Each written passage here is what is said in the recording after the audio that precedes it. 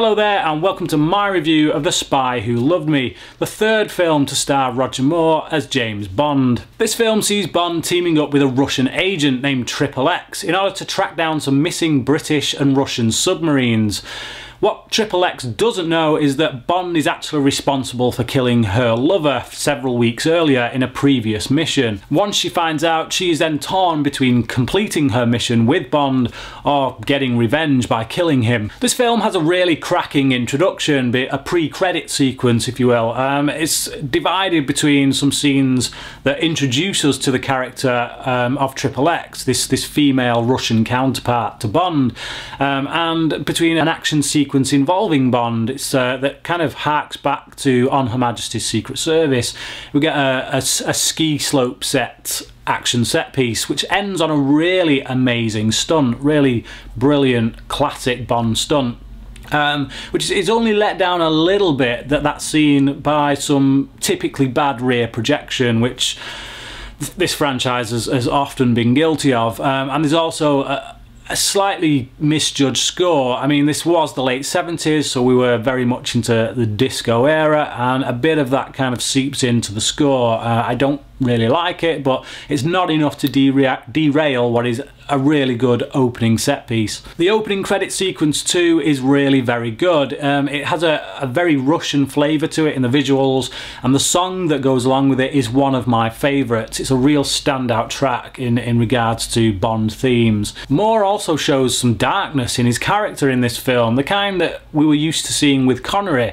When he dispatches one of Stromberg's goons towards the beginning on a rooftop, it really was quite reminiscent of the way in which Connery's Bond in Dr. No shot someone. It just like really cold and calculating and just unforgiving, really. This is the first film since You Only Live Twice to be directed by Lewis Gilbert, and I think he does a much better job of it than Guy Hamilton, who's done the previous couple of films.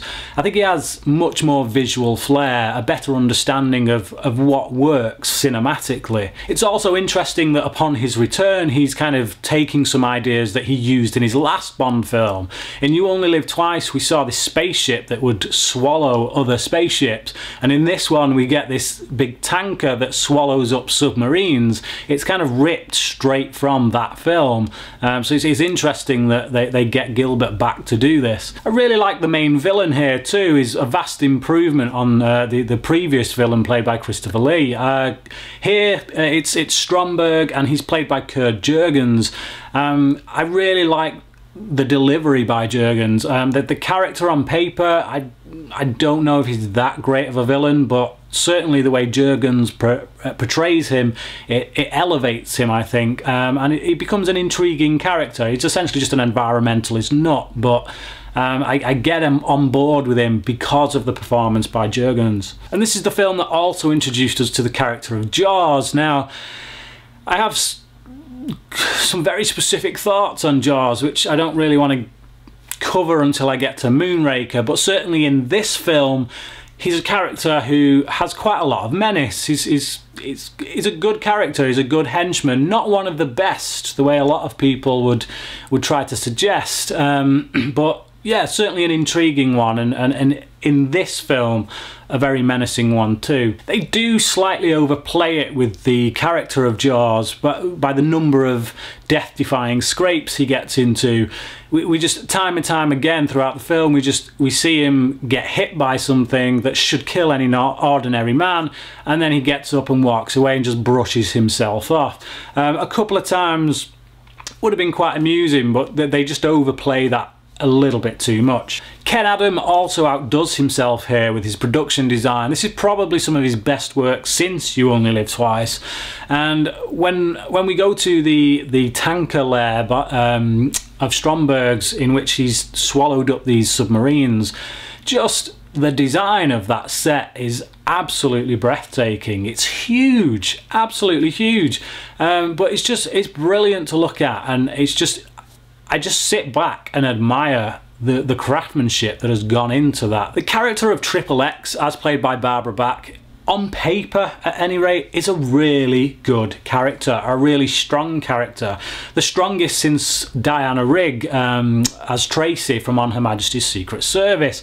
However, the character of Tracy had Diana Rigg, and that's really what elevated that character.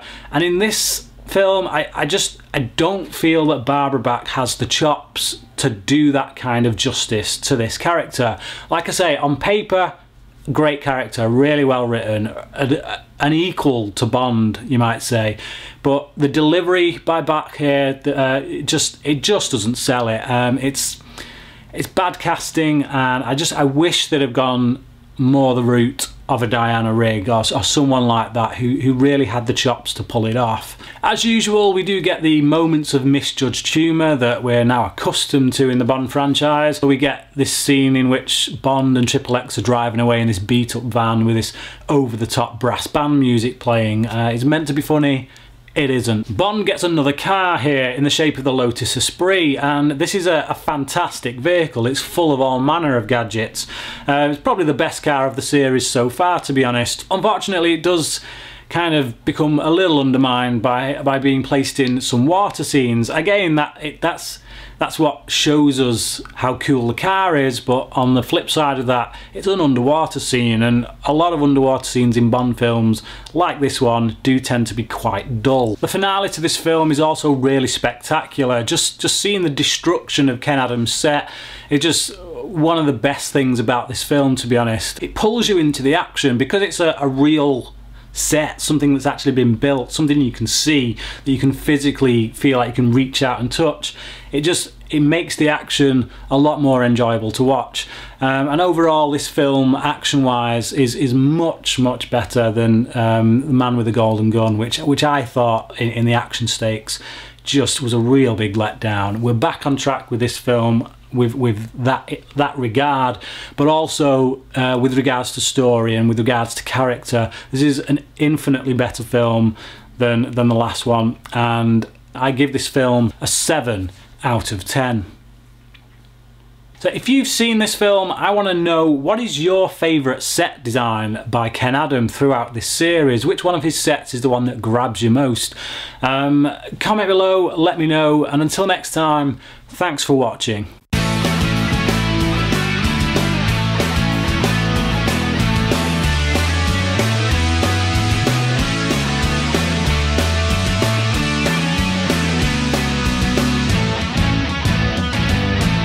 This film sees Bond teaming up with a female Russian agent called Triple X in order to track down some missing